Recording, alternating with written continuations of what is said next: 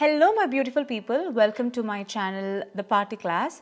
So I just started off with this series of music and Carnatic music, and I want to share my learnings with you guys. So please don't forget to subscribe to my channel, and please do give a thumbs up to this video if you really like and if you found it informative. So last episode we saw what music was and what music means to people and how music is even created. And today's video we're going to see a little bit of origin of music, and we're also going to talk about world music. So if you want to watch the last video, please click the link below in the description box, and you can start from there. So let's talk about the origin of music.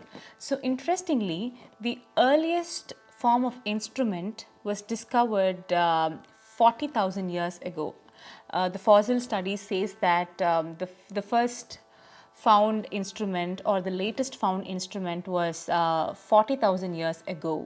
So as you all know, we are called Homo sapiens and our ancestors were called Homo neanderthals, and it is believed that 40,000 years ago they were the humans who actually started to play music or sing or create music. And an interesting fact is, even today monkeys, they are able to differentiate between one melody with respect to another, just like how we humans do. Let's say that if someone is singing a ragam Shankarabharanam and someone is singing a ragam Maya Malagole, so monkeys will be able to differentiate between one particular melody and another particular melody. So they have that ability. So interestingly, 43,000 years old flute was found in an excavation site in Slovenia. So probably that's when actual, somewhere our closest ancestor would have started to use music to communicate or to express an emotion. So I'm sure you guys know who Charles Darwin is. You would have just recollect your memory from your biology books. So Charles Darwin, he is the 19th century naturalist and of course the father of evolution biology. He actually explains why humans became musical. So according to him, in his book, he explains that birds and animals, they use a specific type of sound or arrangement of sounds in a particular order to communicate certain emotions, or not just emotions, to even communicate danger or to communicate rival or to even mate. So to all these things, to express something, to get something done, they used music, even birds and animals. So basically, music was the only form of communication with respect to our primal ancestors. And then after the birds and animals, humans evolved, and fortunately or unfortunately, humans just exploded in numbers. They were like large groups. So in order to communicate something to a larger group, they needed something like music. Words were just not enough because people need to remember things, so they compose some tunes and songs. This is what happens in villages also, right? So even in villages, those olden days, they used to sing songs to actually communicate a message. Let's say that there is a war coming up between two parties. So the one particular group, people need to understand that, okay, there is a war coming up, people need to prepare something. So they used to compose certain songs so that people are able to understand, and they are able to communicate and also become knowledgeable on the subject. So this is how music was even evolved. Interestingly, there is a branch of science which is called as zoomusicology, which is still in practice to understand the sounds that animals and birds create in order to communicate. So this is still, a science which is actually used by many scientists to actually understand what they are going through. Okay.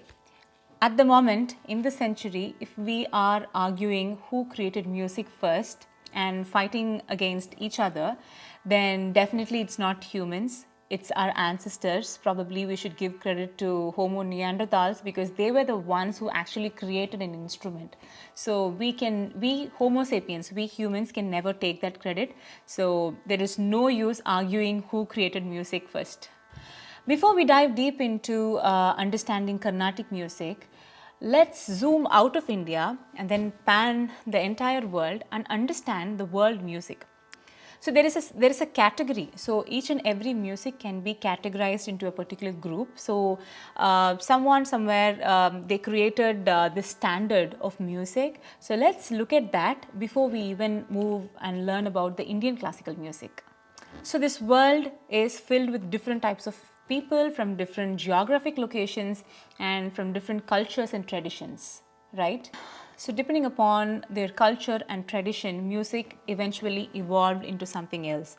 It might have started as something else and it would evolve into something else. Did I make any sense to you guys? So music is like an evolution. See, if you see Carnatic music, for example, Carnatic music, let's say during the times of Purandaradasar, it would have definitely been something different because those days they didn't have recording studios to record music. So that way it's not possible to understand how the music started originally. But then once when it was transferred from one generation to the another, the originality is definitely lost, right? So what we are learning as Carnatic music this day is definitely a fragment of what was originally created. So that way, let's look at, so generally any form of classical music, be it European classical music or Indian classical music, the term classical music itself is something more serious. Anything that is serious music is called classical music. So let's look at the categories of music here. So basically the first form, as we already discussed, it is the classical music, which is the more serious and more complicated, and it takes quite a while to understand and learn and get the feel of it. So classical music is one of the first type. So the second type is mostly we can call it as country music or even the folk music. This country music was actually called as cowboy music, especially in the southern parts of America. So that is called as country music, and we can also call country music as folk music because it is easily understandable by common people. It is not complicated. It's very easy to understand and easy to sing or play. Okay, next is EDM. EDM is electronic dance music. So this EDM music, you usually hear it in pubs, nightclubs, because it's like it has a rhythmic pattern to it, and it doesn't have much music, but then much singing. It just has repetitive rhythmic patterns to it. And the next category is, of course, this is a famous one, you already know it, it's called hip hop. So hip hop is something like rhythmic rapping. So the way you rap, it has a rhythm to it. So even hip hop, it was actually meant to communicate some message because in one hip hop song you have so many texts, right? So hip hop could have possibly been used to communicate a message, a long message, so which is possible with music, right? So music is amazing. Next category is indie music. So indie music means independent music. So where it's not like a category, it's more of a pop or it could be anything, but then indie music means the music is independent. The composition is independent.